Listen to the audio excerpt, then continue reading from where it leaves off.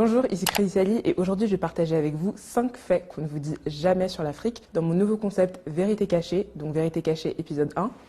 C'est parti.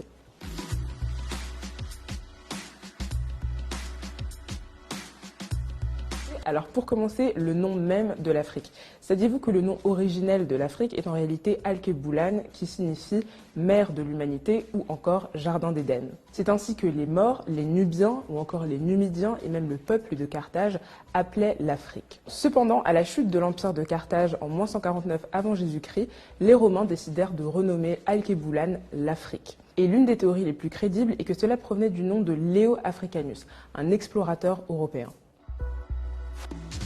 L'Afrique est rarement associée au monde des mathématiques ou encore au monde des sciences. Mais saviez-vous qu'en réalité, les 2 premiers outils mathématiques au monde ont été retrouvés au Swaziland, c'est l'os de Lebombo, et entre l'Ouganda et le Zaïre, c'est l'os de Ishango. Ces 2 outils ont été créés il y a 35 000 ans. Ce sont les premiers outils d'arithmétique au monde.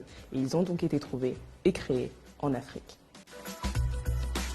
On sait tous que l'Afrique est le berceau de l'humanité, surtout depuis la découverte de Lucie en 1974 en Éthiopie. Mais saviez-vous qu'en réalité, c'est le berceau de la vie? L'Afrique est le seul continent sur la planète à réunir à lui tout seul 9 biomes, c'est-à-dire 9 écosystèmes, notamment les savanes, les mangroves, les forêts ou encore les prairies et les déserts. C'est également, bien évidemment, le continent le plus riche en matière de ressources naturelles. Pétrole, or, diamant, aluminium, gaz, graphite, sel, bois, charbon et encore tellement d'autres minerais. En parlant de minerais, parlons du cobalt. La plus grosse réserve de cobalt se trouve en République démocratique du Congo. On y trouve la moitié de la réserve mondiale de cobalt dans ce pays-là.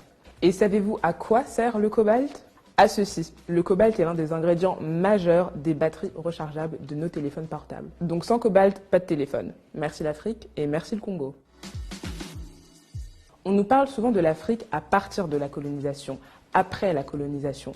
Mais saviez-vous qu'avant la colonisation, l'Afrique était en réalité un continent dynamique et mouvementé, où on parlait plus de 2000 langues et surtout où on comptait une multitude d'empires. L'empire Songhai, l'empire Toucouleur, l'empire Kong, l'empire Ashanti ou encore le califat de Sokoto. Des villes riches, renommées et prospères. Et justement, en parlant de prospérité, saviez-vous que l'une, si ce n'est pas la première université au monde, a été créée au Mali? C'est l'université de Sankoré, à Tombouctou. Elle a été bâtie au XIVe siècle. Et figurez-vous que c'était une véritable capitale culturelle. Des multitudes de citadelles d'études, des centres d'apprentissage, des académies. On y enseignait des multitudes de matières, les arts, les sciences, la religion ou encore, bien évidemment, les mathématiques. Cette université, Tombouctou, le Mali, l'Afrique a fortement contribué et participé au développement de l'humanité. Alors à tous ceux qui disent que l'homme africain n'est pas assez entré dans l'histoire. C'est que l'homme africain n'est pas assez entré dans l'histoire. Je n'ai qu'une chose à vous dire. En êtes-vous bien certain ?